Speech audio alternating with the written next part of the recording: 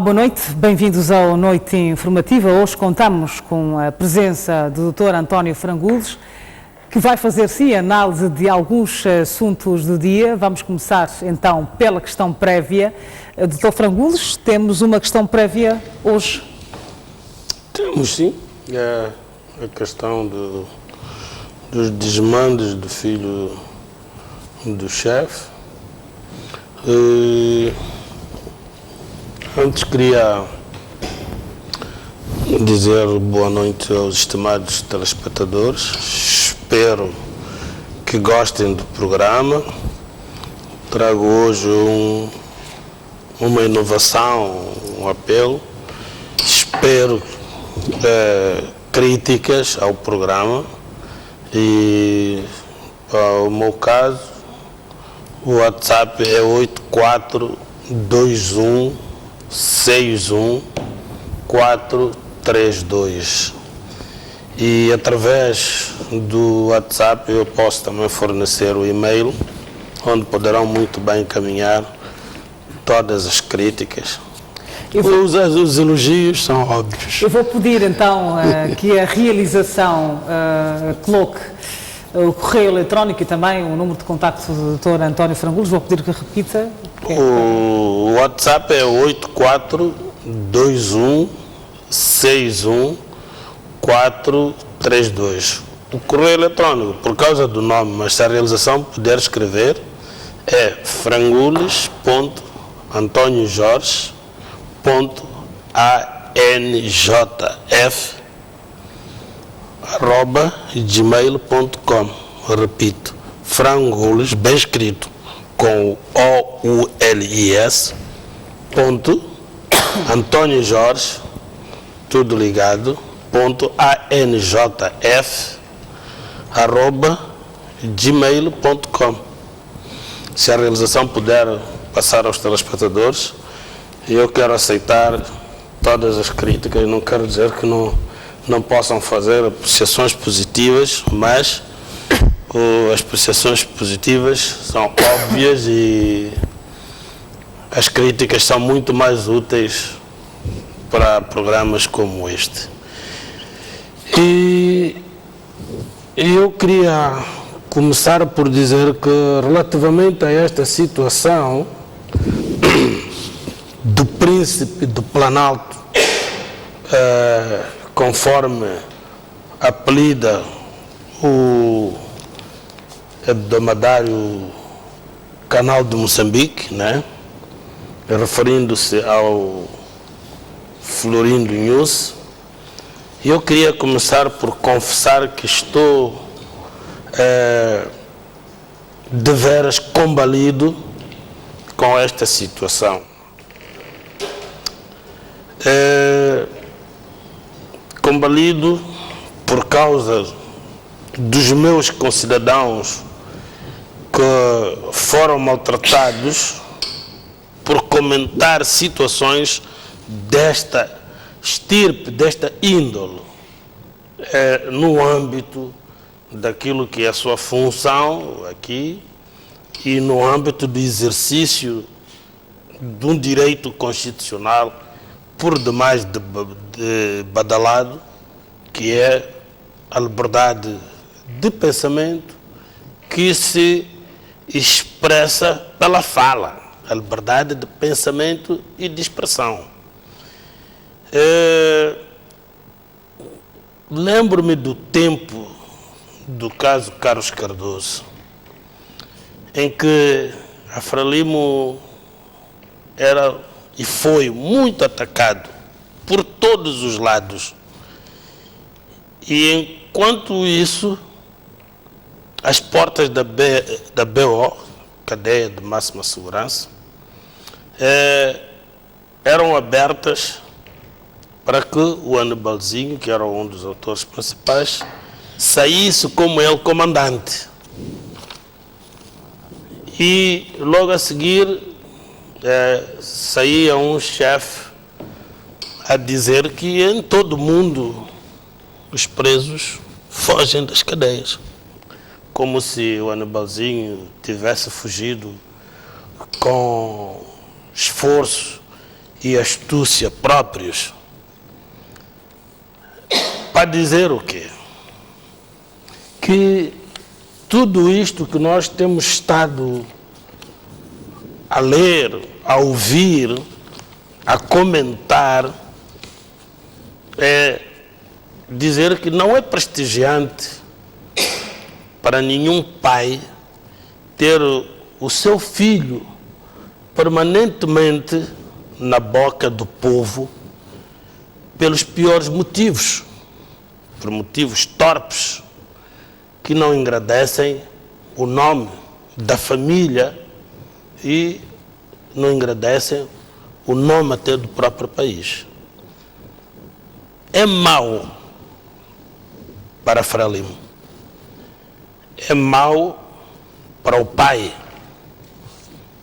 é mau para o presidente da Frelimo, é mau para o presidente da República de Moçambique, é mau para o chefe do Estado moçambicano e governo. E, por fim, é mau para todo o país. Eu penso que as soluções oficiais que têm encontrado para evitar que se fale destas situações e de outras não são as mais adequadas em todos os aspectos, morais, jurídicos, políticos, humanos. Portanto, é de todo em todo negativo que se procure, não é abafar, amordaçar aqueles que procuram,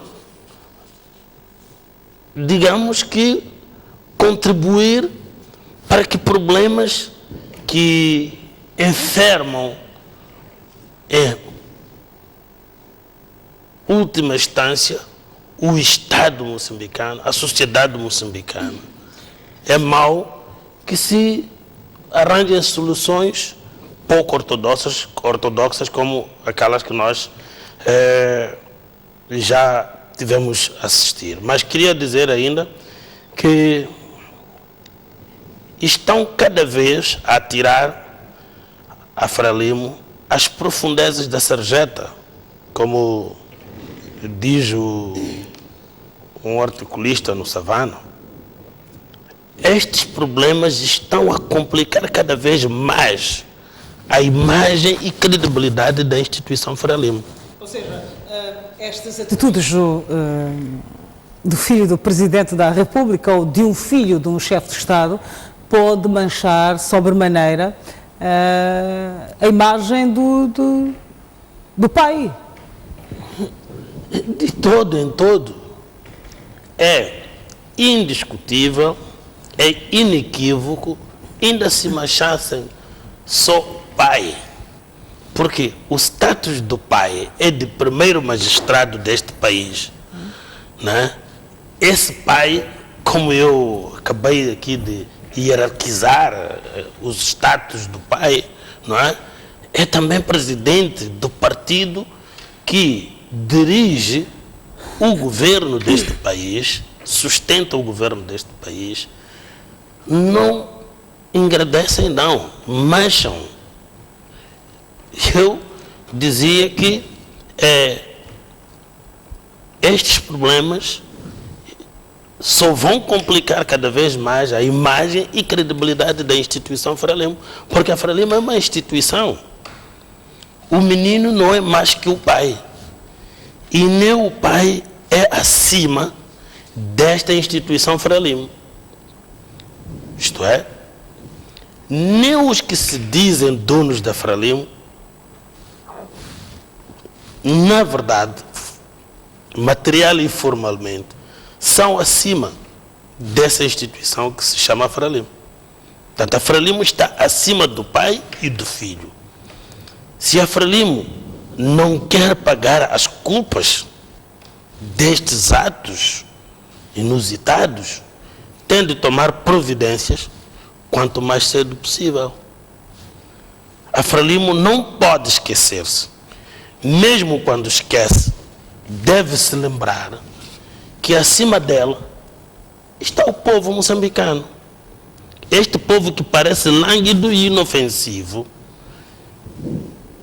que parece parvo e deserto de ideias, que parece desatento e amnésico, quando se levantar do chão, não vão dizer que faltaram avisos à navegação. E quando se levantar, alguns nem tempo para levarem consigo uma muda e uma marmita com farnel terão. E assim são e sempre foram todas as revoluções. Acho que todos nós temos conhecimento e memória disso. Portanto, últimas considerações com relação a este tema, Dr. Frangulos, a esta questão prévia? Eu não tenho muitas considerações, senão dizer que a Frelimo, até porque já tem consciência disso, nós vemos nos corredores, eu costumo dizer, em cada metro quadrado, encontramos cidadãos que estão completamente descontentes, que estão completamente desavindas, as pessoas, né, com a Frelimo, porque a Frelimo é o governo, e a própria Frelimo já deu conta disso, e alguns WhatsApps, eu já ouvi aí que não, só pode ser obra da oposição, mas eu quero dizer, de facto, que o povo vai se tornar uma oposição, porque são factos que tornam o indivíduo o que é, não é? E neste caso concreto, os problemas e tudo o que eles assistem vai mudar a sua atitude perante, né, a Frelimo. E a Frelimo virou, eu não vou dizer está a virar, só pode aumentar cada vez mais o fosso da impopularidade. Virou uma instituição impopular. E as razões devemos de tecer um bocado mais à frente, né? Mas para dizer que é de facto doloroso e penoso, né, ver uma instituição como a Frelimo. Eu já era adulto, né? Era adulto, lembro-me muito bem como é que a Frelimo foi recebida por este povo moçambicano. Muito bem. Eu lembro uma vez, ainda não era o 20, até nem o 7 de setembro tinha acontecido, mas já havia aquelas movimentações com os ex-presos políticos. Houve um grande comício no estado da Machava, estava cheio, né?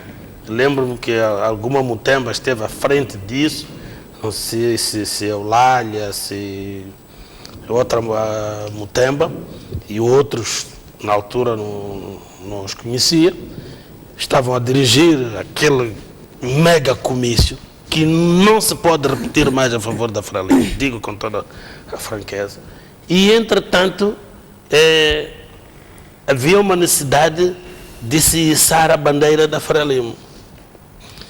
E lá se pôs a bandeira ali naquela corda do mastro e começou-se a içar. E a corda partiu-se há muito tempo, que de certeza não era usada, com chuva e calor e tudo mais, partiu-se.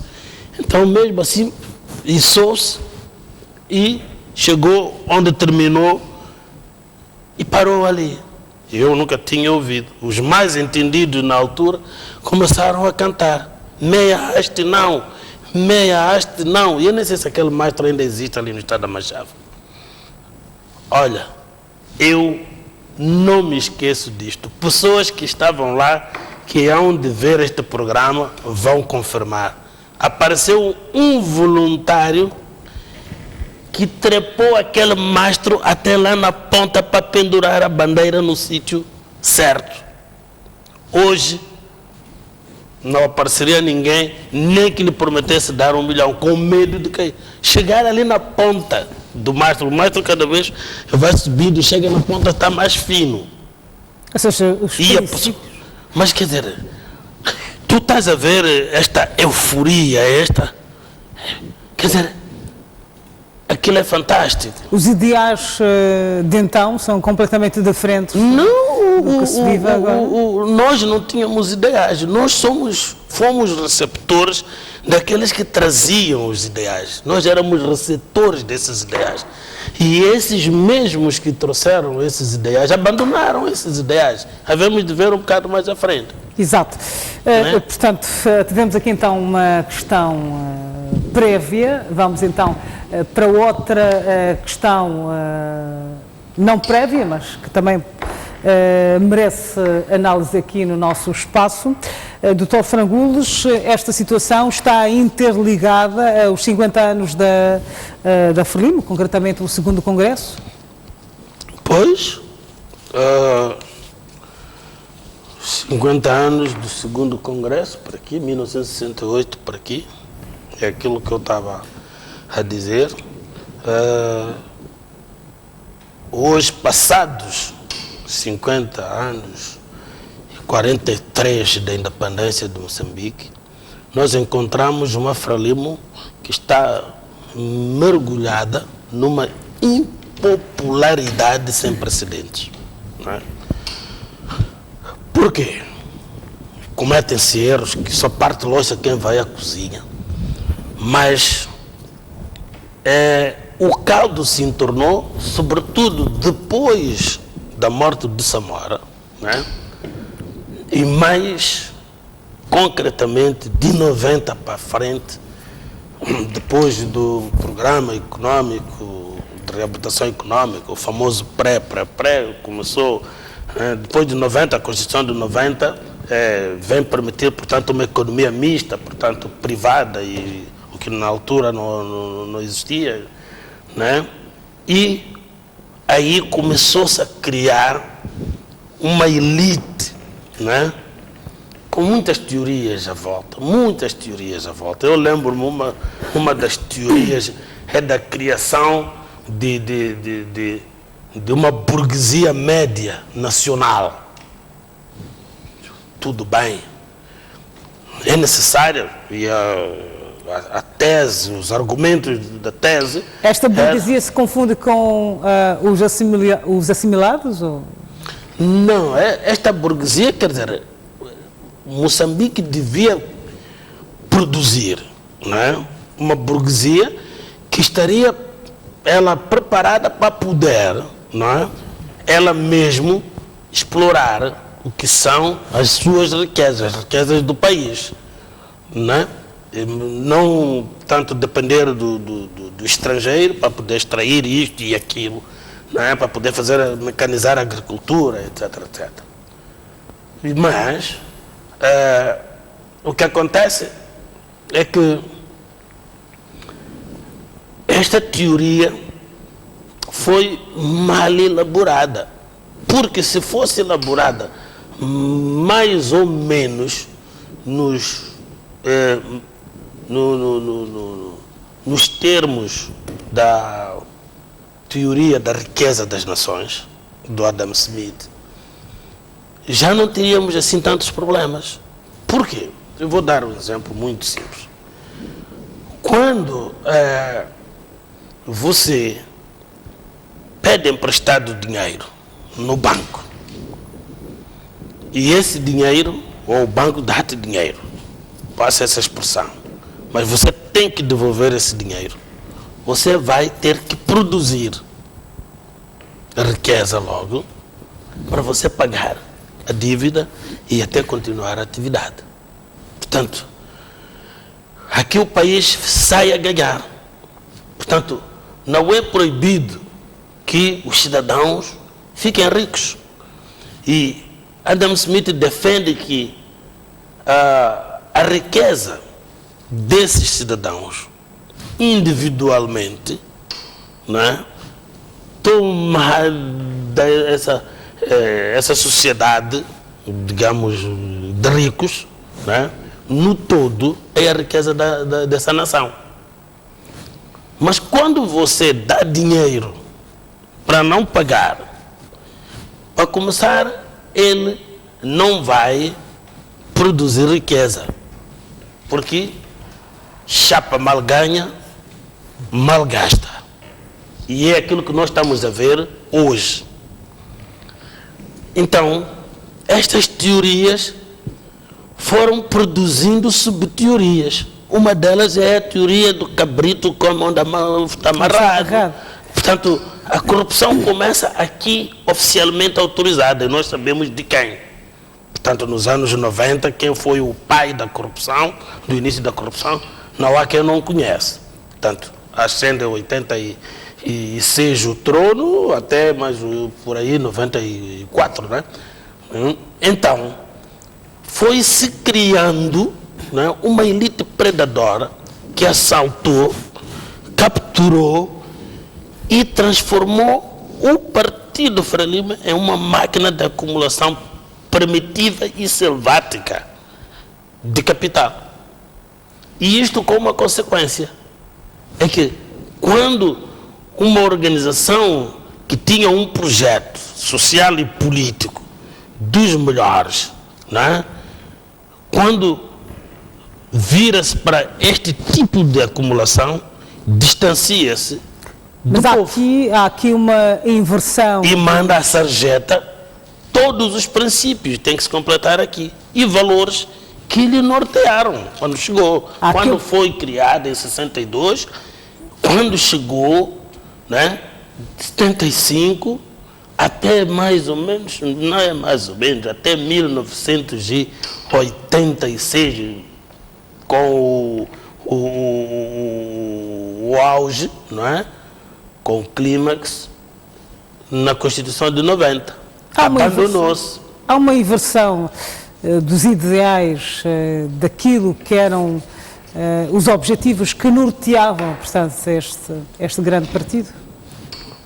Claramente, disse o próprio ideólogo da Frelimo, Jorge Rebelo, creio que foi em maio de 2016, disse claramente que a Frelimo abandonou os ideais que o norteavam desde a sua criação em 1962. A partir de 1990, Frelimo começou a se distanciar, de tal maneira que hoje o povo, para ver a Frelimo, ou a Frelimo para ver o povo, precisa de binóculos. Já não há aqui uma empatia entre estes dois. E isto é uma realidade. Por mais que se procure pintar de bonito, de cor de rosa ou outras cores que as meninas gostam, a verdade é uma. É que ela já não brilha perante os cidadãos. Os cidadãos estão completamente de costas viradas, mas deixa que diga isto, completamente de costas viradas para com a Frelimo. E até dentro da própria Frelimo, né? Só que eles não podem expressar-se como outros tantos têm essa possibilidade, mas quando você conversa com elas, né? Digamos, em tom baixinho, você consegue ver que mesmo lá dentro existem os descontentes. Portanto, se formos a ver porquê, a razão principal é esta, de terem se transformado em predadores da riqueza do país. E esta riqueza contra o desenvolvimento dos cidadãos do país. Porque o desenvolvimento dos cidadãos é o desenvolvimento do país. E você consegue ver que tudo baixou de nível. A educação, a saúde. Eu tive ainda 2, 3 dias visitar uma tia minha no hospital central, na medicina. Mete dó aquilo. O estado em que o hospital se encontra. Eu que conheço aquela enfermaria, era, na altura, ortopedia. Ela foi concebida como ortopedia. É por isso que ainda lá, no primeiro piso, está o ginásio, não é? De fisioterapia. Foi quando foi da cólera, uma vez aí transferiram os da medicina todos para ali, porque eram muitos, e os da pediatria passaram para a medicina. Mas para dizer o quê? Que a saúde já vinha com problemas, mas com aquelas dívidas que foram produzidas por ganância, né? E que o ícone da Frelimo, o ideólogo Jorge Rebelo, nessa entrevista que eu estou a referir, é maio de 2016, ele se refere, portanto, às dívidas que foram produzidas pela administração de Guebuza por ganância, e ele até diz que nem é o problema principal, mas sim é uma amostra de tantos problemas que a Frelimo tem. Então, os escândalos todos, né? A corrupção toda que nós assistimos, né? A acumulação selvagem do capital, o clientelismo, tanto no partido como no Estado, confundem-se com o DNA, não é? No dizer de Jorge Rebelo, da elite política da Frelimo, de 75. Porque os que produziram esta corrupção, este clientelismo, este assalto, não é? À riqueza de Moçambique, é um grupo daqueles que libertaram este país. Ele até quando faz mais ou menos de cor e salteado os cálculos, diz que um punhado de cerca de 15 famílias, não é? E que eles é que se repartem, não é? Pelas riquezas do país. Claro, há aí novos, não é? Novos predadores, né? Numa nova geração que entrou por aí assim, que nem sequer a arma sabe pegar. Alguns pegaram porque foram polícias, se calhar, ou militares, mas depois do 7 de setembro, depois da independência. Mas há aí uma fasquia bem grande de políticos, eu costumo chamar de políticos de garfo e faca, porque no dia que a Frelimo passar para a oposição, há de ver o que é que vai acontecer. Exato. Aqueles que estão agora na Frelimo, pura e simplesmente porque na Frelimo há tacho. E há indivíduos desse grupo tão jovem, né? Porque esta corrupção não me parece que um dia vai acabar, mas não será... porque está sendo transmitida, não é? Não serão estas pessoas, portanto, que têm a referência deste partido como um partido em que há possibilidade para adquirirem um certo objetivo, um certo fim, que acabam por estragar a essência da criação deste partido? O que vai estar a acontecer é que os que tiverem uma ideia contrária, né, e que seja contrária a esta linha depredadora, né, é tido por um oponente, é da oposição, porque hoje qualquer coisa é porque é da oposição, né? O que vai acontecer é que estes novos jovens estão sendo transmitidos estes desvalores, vão ser de facto continuadores disto que nós hoje estamos aqui a comentar. Daí que o povo um dia vai chegar à conclusão que, afinal de contas, o remédio é mudar toda a água, ou então mudar todo o sangue. Chama-se hemodiálise, olha lá como é que se chama, né? Exato. Porque há uma transmissão congênita já destes males. Portanto, de pai para filhos, via sanguínea, não é? Então, é um autêntico desnorte que não me parece que um dia vão conseguir recuperar esses valores perdidos. Últimas considerações, Dr. Frangulhos, para prosseguirmos então com outros temas. Temos mais dois, o tempo já urge. Bom, eu não tenho mais nada a dizer, porque se formos a ver, nós aqui dissemos N vezes, tanto não faltou quem dissesse, não vou chamar avisos, que não acaba a me avisar, nós dissemos N vezes que estava-se a caminhar para um autêntico abismo e que era necessário que alguém ganhasse coragem, não é? Para poder inverter a marcha. E eu até quero me lembrar de uma das passagens, não é? do próprio Jorge Rebelo, nessa entrevista que deu ao Savana em maio de 1916, portanto há 2 anos. Ele dizia que, olha, se hoje, portanto nessa altura, ressuscitasse Samora, se Samora ressuscitasse, morreria no segundo seguinte. Por quê?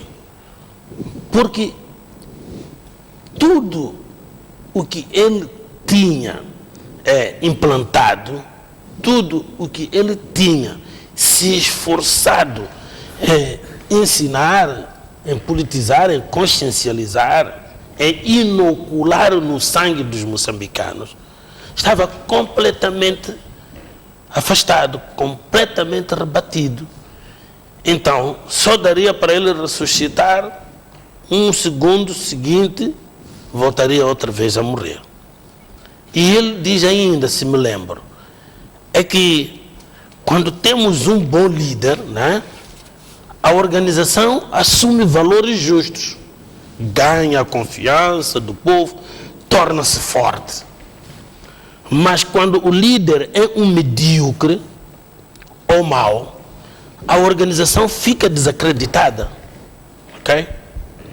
Porque esses líderes desligam-se completamente dos interesses do povo, apropriando-se de tudo o que é riqueza no país, fecham-se a qualquer opinião discordante e até reprimem. É o que nós estamos a ver. É preciso com os Jami Maquanes, com os Massangos, com o Ercino de Salema, hoje ou amanhã é o Frangulhos. Quer dizer, basta ter uma opinião discordante, esse indivíduo tem que ser, olha, molestado, tem de ser torturado e até eliminado fisicamente. Como se isso resolvesse o problema. É preciso, é preciso que se resgatem esses valores? Claro que é, mas vamos lá ver se conseguem resgatar. Porque não vai ser tarefa fácil. Olha, há um provérbio que aprendi em criança, que diz assim: as virtudes, né, são difíceis de se ganhar e fácil de se perder.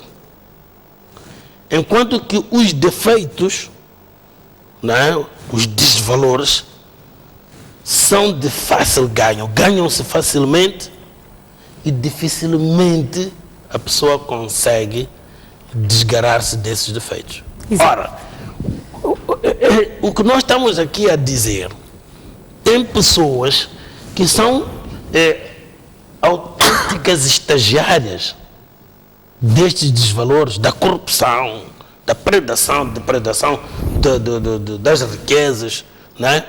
Quer dizer, as elites estão a preparar pequenas elites, né? Numa espécie de reprodução do poder nos tempos do Monemutapa, né? E por aí fora. Então, e porque, né, o prazer da carne, né, é mais forte que o prazer da alma, e eu penso que não vai ser coisa fácil. Por isso mesmo que eu aqui alerto que, olha, não hão de ter faltado avisos, porque no dia que o povo se levantar, nem é de haver tempo, né, da pessoa pegar numa muda e uma marmita com farnel para comer pelo caminho. Vamos então passar para o nosso terceiro tema da noite. Vamos falar dos 3 anos de funções da Procuradora-Geral da República, Beatriz Buchile. Doutor Frangules, como é que analisa estes 3 anos da Procuradora-Geral da República? Sabe, nós, aqui, eu estou a fazer 3 anos este ano, quase que o mandato da Procuradora. E nós, ao longo deste tempo todo, né, escalpelizamos tudo, mas quase tudo mesmo, do que é a postura, não é? A produção, digamos assim, da Procuradoria e da própria timoneira da Procuradoria. E nos primeiros anos, no primeiro ano, eu até adotei uma posição muito crítica relativamente a ela, pessoalmente. E depois, como a pessoa é mutável, é um ser, portanto, não estático, eu disse, lembro muito bem, que, olha, ela não tinha culpa nenhuma, porque qualquer outra pessoa, a culpa dela é o de ter aceito. Porque uma vez ali, olha, a Constituição não lhe permite outra coisa senão dizer sim, senhor, que me elegeu. E todos os outros. Ou então, se quiser arriscar, né, terá que deixar todo o luxo. E este é que é o grande problema. O tal prazer da carne, não é? Em relação ao prazer da alma. Só que, pronto, eu acho que ela até não. O presidente já devia aliviá-la, né? E mandar para ali, né, alguém com barba rija. Repare que não estou a falar de homem apenas. Há mulheres com barba rija.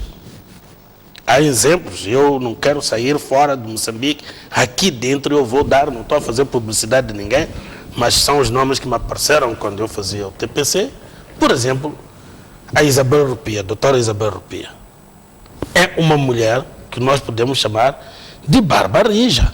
A Ana Maria Gemo, do Gabinete Central de Combate à Corrupção, poderia entrar também nesta lista? Não, opinião pessoal, não a colocaria no mesmo patamar de uma mulher de barba rija.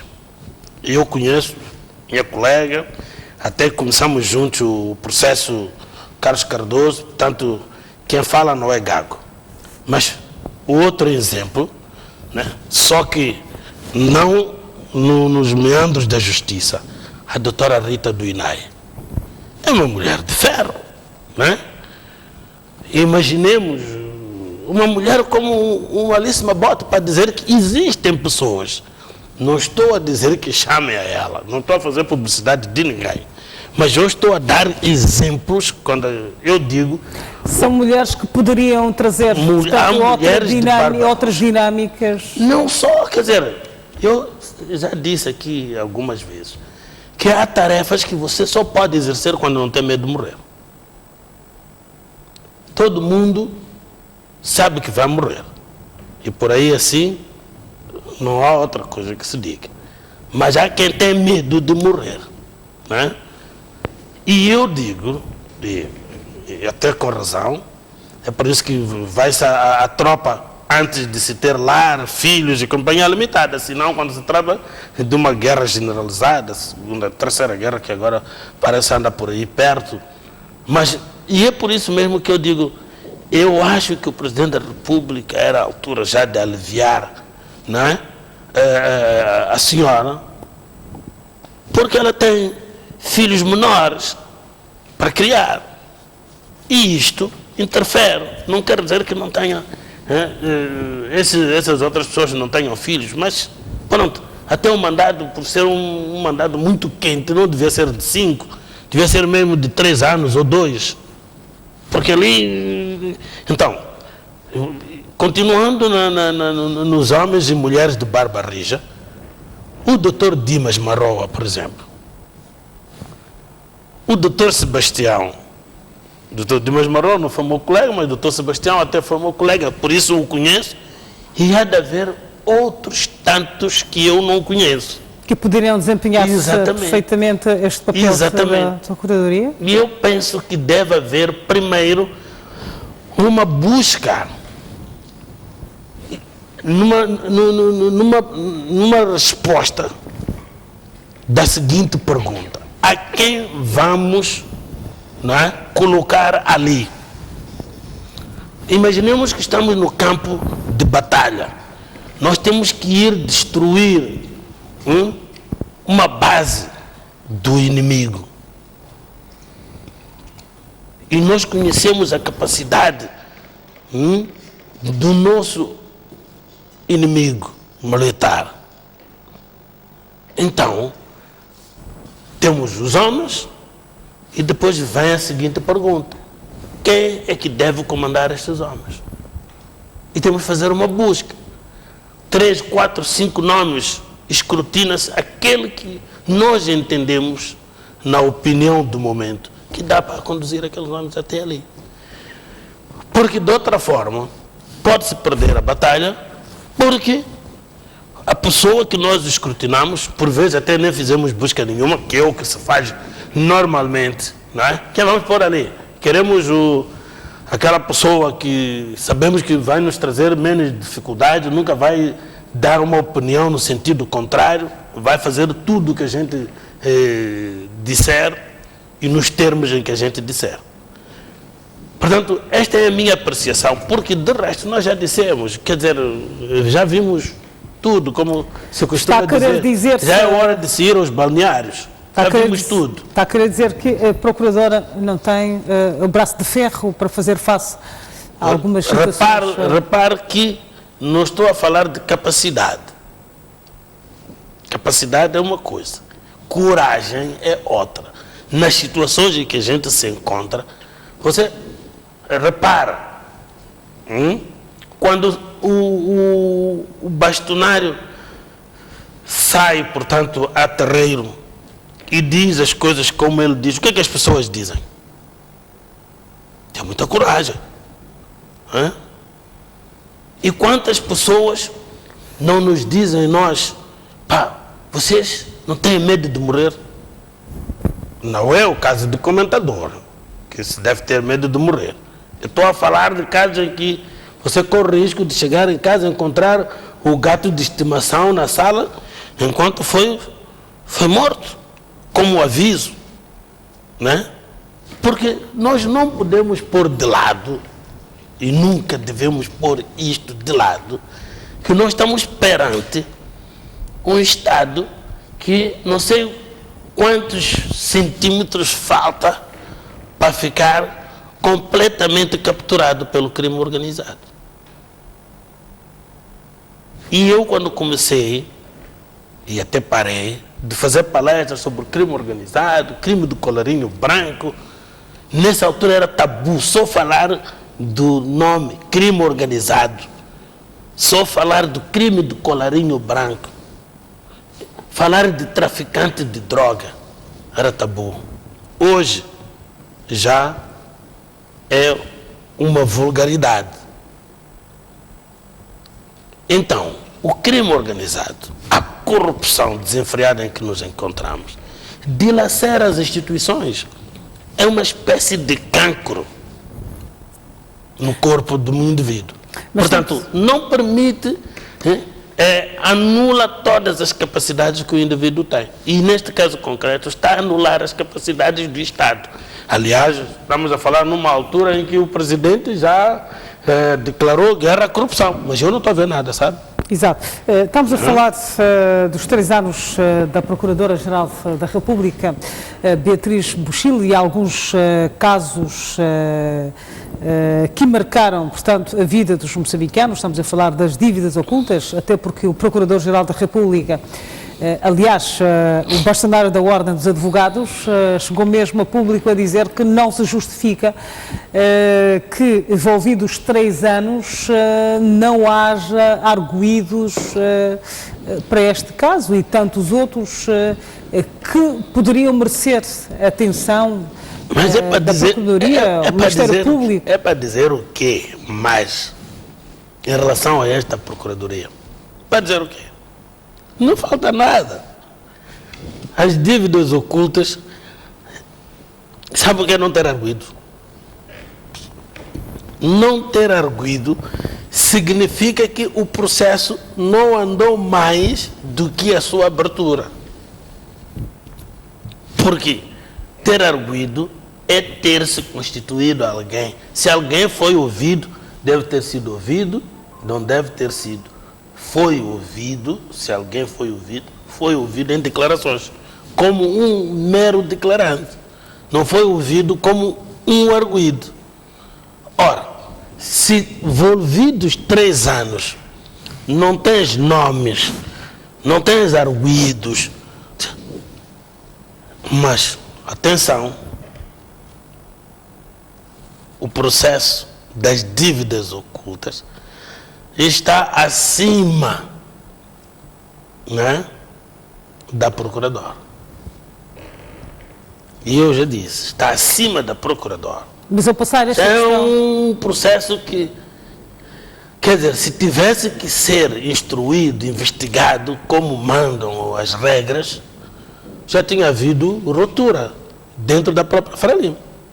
Já tinha havido ruptura, porque nós sabemos que os que estiveram na engenharia das dívidas não são pessoas quaisquer, nem devem chegar a 10. É um grupo muito pequeno, mas muito mais forte que todo o conjunto dos membros e simpatizantes da Frelimo. E como são eles, os líderes, já disse, não fui eu que disse, foi o Jorge Rebelo, né? Quando temos líderes bons, nós temos uma organização política que está junta, né, com o povo, bate igual, há empatia, né? Mas quando o líder é medíocre ou mau, né, há um distanciamento, não é, dessa organização liderada por esse medíocre ou mau, que nós parece que somos recorrentes a isso, né? Somos recorrentes. Então, essa organização política vai se distanciando cada vez mais daquilo que são os anseios e interesses do povo. Exato. Ok? Então, não temos... Últimas considerações do Dr. Frangules com relação aos 3 anos da Procuradora Bochili na Procuradoria. O que é que deve mudar? O que deve mudar é muito mais complicado, porque deve mudar a superestrutura toda, não da Procuradoria. A Constituição, a resposta seria a Constituição. Mas até que a gente chegue lá, o processo da CROL precisa de ser investigado, precisa de ser instruído. Os dilapidadores, né, daquele dinheiro devem ser responsabilizados. Porque é cantiga para boi dormir dizer que o dinheiro foi para comprar aquilo que nós vimos, para os interesses superiores do Estado, para a defesa da costa marítima, para a defesa... Isso é papo furado, porque os barcos estão ali a apodrecer e já sabemos que o dinheiro anda nos bolsos, não é? Que até os filhos já vêm cá à superfície mostrar que nós somos poderosos, nós temos dinheiro. Nós temos dinheiro. E eu até digo, se o Samora estivesse vivo, que não se importava de mandar os seus filhos à reeducação, ou então à tropa, E eu nem mandava agora os filhos para a educação ou a tropa. Mandar-lhes sem aqueles bólidos todos, Bugattis e Ferraris, mas mandar-lhes aí num My Love, né? Entrarem um bocadinho, 30, 40, 50, 70, 100 quilômetros adentro para ver como é que o povo vive e como é que se sentem.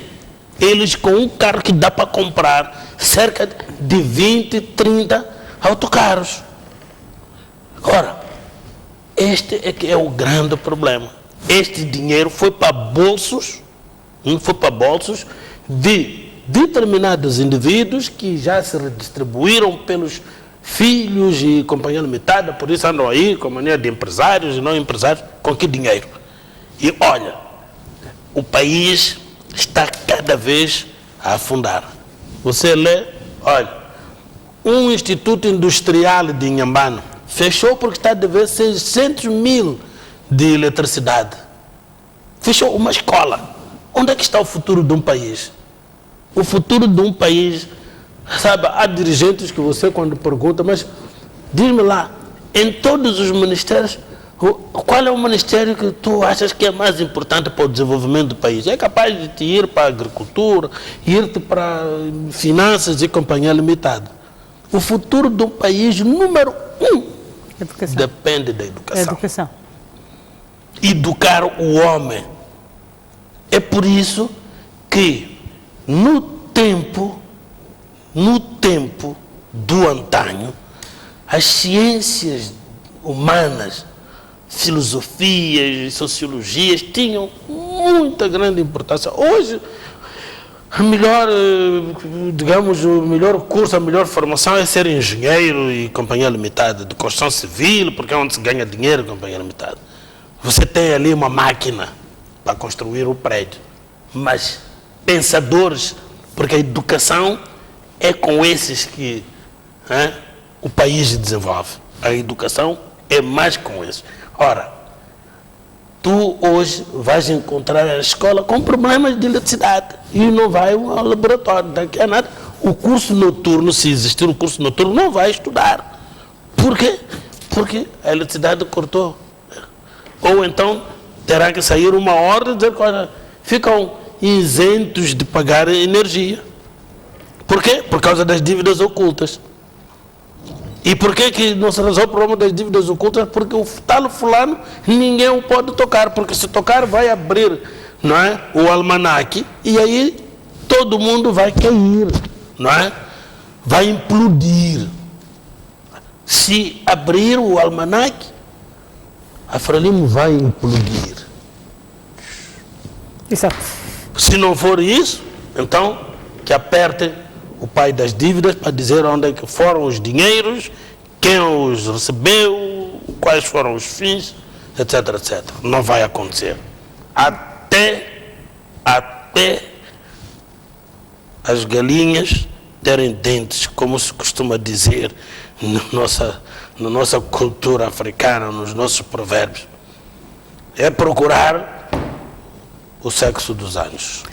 Mas a Procuradora esteve numa viagem, visita às províncias, esteve na Zambésia, por exemplo, onde procurou saber sobre a população carcerária e, portanto, e outras dificuldades que os reclusos da cadeia provincial da Zambésia... Esse é o acessório. Foi a Brasil, não foi a Brasil? No âmbito de colaboração, troca de experiências, como é que investigam, como é que prendem aqueles lulas, trocar experiências. O que é que se fez? Mas a Procuradora... Está ali o problema do coisa de Embraer, não saíram no dia seguinte todos. Acabou, pilha a galinha que vai. Foi lá falar com a gente em relação a pilha galinhas. Não estou a dar culpa, ela também tem que fazer qualquer coisa, tem que aparecer na televisão, não é? Dizer que está a fazer trabalho, mas é o essencial. É que o essencial que nós queremos não está a vir. Quantas pessoas é que foram mortas? Eu já elenquei aqui, não comecei de muito longe, porque poderia começar de 1970 e tal para cá, como poderia começar de muito mais lá para trás. Eu estou a começar de 2016 para cá. os indivíduos que foram mortos, o que é que foi feito? Há prioridades, quer dizer que há prioridades. Há prioridades, sim, e a vida humana é mais prioritária. Número 1 do valor jurídico é a vida humana e a sua integridade. Todo o resto é depois disso. A vida humana é por isso que os códigos modernos começam hoje no capítulo, primeiro livro, dos crimes contra as pessoas. Antigamente não, começava dos crimes contra a igreja do reino. Depois é que vinham os crimes contra o Estado. Depois é que vinham os crimes contra a propriedade. Depois vinham os crimes contra as pessoas. Mas hoje, não é? O valor vida, a pessoa humana, é o centro de tudo. Não é? É ubi societa ibi iuris. Onde há sociedade, há direito. O direito existe porque existem as pessoas, porque existe a sociedade. Exato. Ok? Portanto, eu não estou a dizer que o que está a fazer não é importante, mas seguindo o raciocínio, não é, aristotélico, nós temos, não é, o essencial, não é, do não essencial. Portanto, poderia dizer é importante, mas não é essencial. O que é essencial é aquilo que você, tirando na definição, deixa de ser definição. Descaracteriza. Ok? Descaracteriza a definição. E o que é que caracteriza, portanto, uma procuradoria? O que é essencial? O S, como diz Aristóteles. Qual é o S? É a vida humana. E pessoas são mortas como galinhas. E estamos a investigar.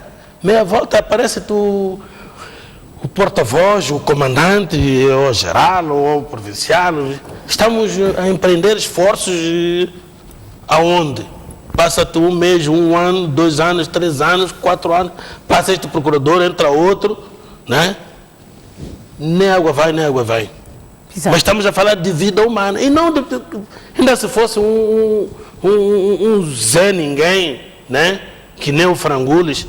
Não, estamos a falar de pessoas com uma relevância na própria sociedade, que são assassinadas e não há qualquer tipo de preocupação por parte do Estado. Você não vai dizer que o Gilles Stack é uma pessoa qualquer, mesmo estando na própria França. Você não vai dizer que o Pondé, que estava inclusivamente aí na conselhia da comissão lá das conversações na Joaquim Chissano, etc, etc. Aquele indivíduo que tinha sido membro do Conselho de Estado também, o outro estava no Conselho da Defesa, fazia parte dos conselheiros das comissões lá sobre as questões militares e tudo mais. Foram mortos o secretário-geral, em pleno dia, na Beira, quando saía de uma conferência de imprensa, escapou, porque, pronto, Deus continuou existindo para certas pessoas. Ok? Exato. Mas o que é que está a acontecer? O que é que está a investigar? Nada! Exato. Então, aqui há vidas de primeira e vidas de segunda, não é? Há um jornal que questionou por que nunca são assassinados os membros da Frelimo? Por que nunca são assassinados os dirigentes da Frelimo? Experimenta lá um dia alvejar aí filho de um dos ministros e experimenta alvejar o secretário deste e daquele do partido. Se não há de ver toda a nomenclatura, as instituições, até aquelas que devem servir a água onde estar lá, para poderem servir a brigada ou a equipe que tem que investigar. Mas há um motivo para o qual se há esta diferenciação? Claro. Pessoa. Em Moçambique é o da Frelimo. Eu já disse. Os dirigentes, eu até fiz uma pergunta que vi repetida num outro debate uma vez e assim.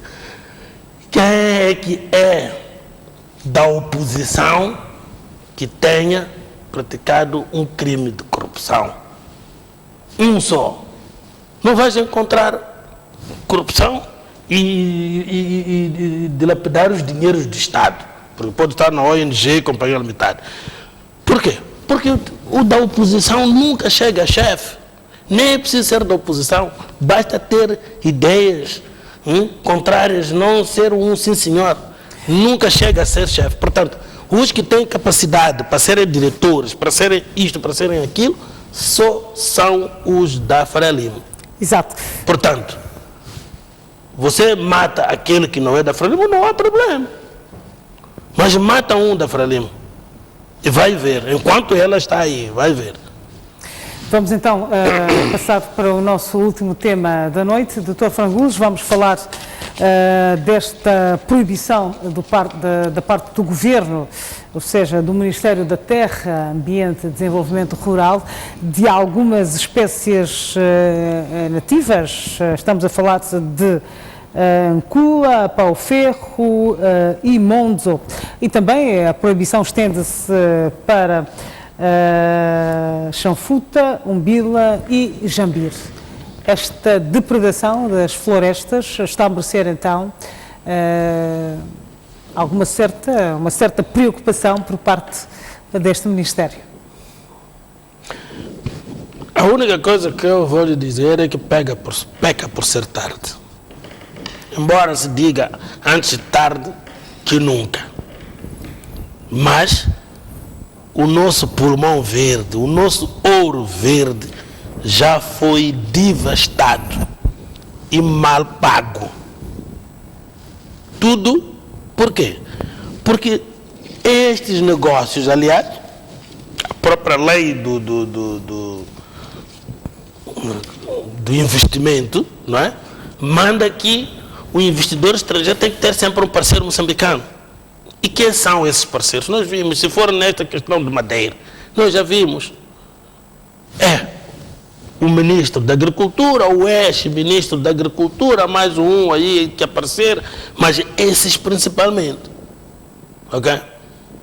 Entretanto, eu faço a pergunta, por que é que desde que nós começamos a gritar, nunca se tomou posição? Só se toma agora que o ministro da Agricultura já não é aquele, já não é membro da comissão política. O que é que estava a acontecer antes? Só agora é que se viu a devastação, só agora é que se viu que aquela madeira... Eu disse aqui N vezes, até eu, em jeito de sugestão, olha, faça aí contratos, até contratos estatais, monta-se aqui, institutos de artes e ofícios, a madeira é nossa, com, sei lá, maquinarias modernas. Hoje encontramos marceneiros, aqueles que aprenderam em Amusso há outro tempo, em Amatongas, mas que hoje, né, esta arte já tem, até para escultura, né, já tem maquinaria moderna, que se montasse aqui, o moçambicano ia adquirir o know-how, a madeira nossa ia ser transformada em coisas preciosas, mesa, cadeira, cama, e o moçambicano ia comprar essas coisas com um dinheiro que seja a profundidade do seu bolso, não é? Do que estar a dar ao meu irmão chinês para levar em madeira, para ir fazer, até aproveitar a casca do próprio tronco. Nós não temos aqui refinarias, ou seja, a madeira exportada em tronco, e portanto nós temos que comprar destes países. Já enriqueceram os bolsos, até estamos cansados de ouvir barulho, vamos lá agora proibir isso. Mas já estão ricos, e os que estão ricos são alguns generais, outros da nomenclatura da Frelimo, ministros e não sei o quê, da comissão política. E depois, o mais engraçado, eu fui a uma capacitação, nós chamamos curso, né? Tive cerca de 20 dias e aprendemos um pouco de tudo. Olha, nesta coisa de atividade madeireira, você é autorizado a a abater 50 árvores e você tem que se comprometer a repor. Tendo O planta- Ministério da Agricultura cria-te viveiros para te facilitar a vida e vende-te para você ir repor as 50 árvores que você abateu. Vai lá ver se o meu irmão chinês, né, repôs quilômetros e quilômetros de florestas devastadas. Se ele repôs. Mas Não as leis são completamente diferentes. Se por acaso esta situação acontecesse na China, era completamente diferente do que se passa cá. Portanto, Claro, lá as claro. leis são Corrupção mais na China- rigorosas. A corrupção na China é condenada e até leva a pena de morte. Claro. Claro. Que importasse essa lei aqui. E depois não era só importar. E fazê-la cumprir. Que é esse o outro grande problema. Fazer cumprir a lei. Fazer cumprir a lei.